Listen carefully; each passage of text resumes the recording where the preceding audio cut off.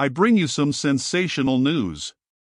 Bucks fans, you will find out in this video 3 game philosophies of Mike Budenholzer, the Bucks coach.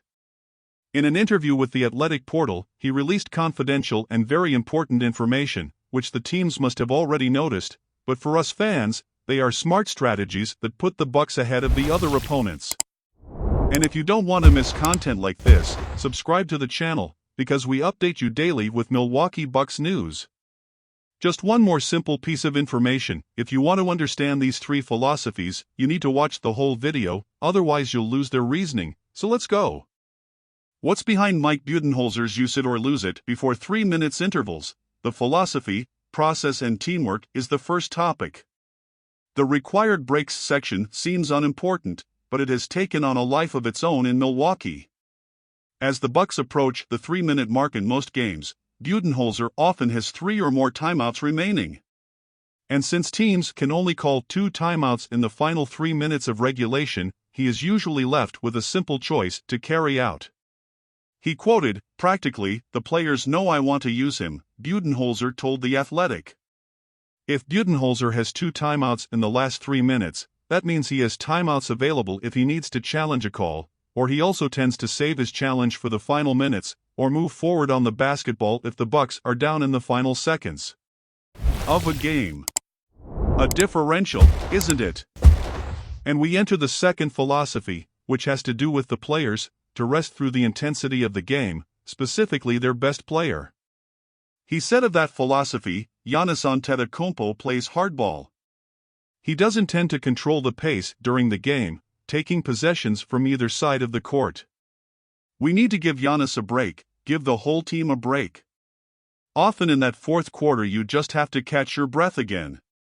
If we can play with Antetokounmpo more in the fourth quarter, and we have those breaks, it's another way to rest the whole group, but especially him down the stretch. As for Giannis, when we need to go through the fourth quarter and he has to play 10 or 12 minutes, I think part of that is saving him for those situations. Do you understand? During the Budenholzer era in Milwaukee, the Bucks are the only team to call timeouts more often during the 45th minute of a game than the final minute of a game. And on the third philosophy, we know this, that it will be harder to score against a set defense after a timeout, and Budenholzer and the Bucks are specific about the details in calling a use or lose it timeout.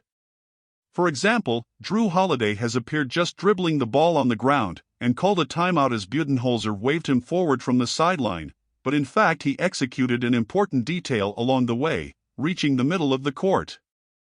Bucks assistant coach Patrick St. Andrews reported, "This allows you to get the ball on both sides of the court after timeout. If you dribble on the left side and call timeout, you will have to catch the ball on the left side. If you dribble on the right side and ask for timeout, you have to catch the ball on the right side." And that's particularly important for St. Andrews, because he is responsible for gathering the Bucks' post-timeout notes, yes, the so-called ACT card for each game. If you see Budenholzer taking a sheet of paper out of his pocket during a timeout, it's probably the ACT card that St. Andrews put it together with the help of Jack Hiram, a player development and video assistant. "It's an endgame or situation card that we have that we can quickly query in the timeout," explained Budenholzer. "I mean, it's a huge job. It's basically our call tonight menu," said St. Andrews. "And the ACT card is new every game. Certain types of moves will always be on the card, but different sections of the card are tailored for each specific game.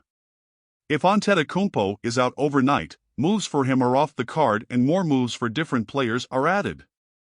If the opponent often plays zone defense, the card needs to have more moves to counter this. If the Bucks have been playing more small ball lineups lately, the card needs to have some plays they can take advantage of." Impressive, don't you think? What did you think of the report? Leave your opinion in the comments.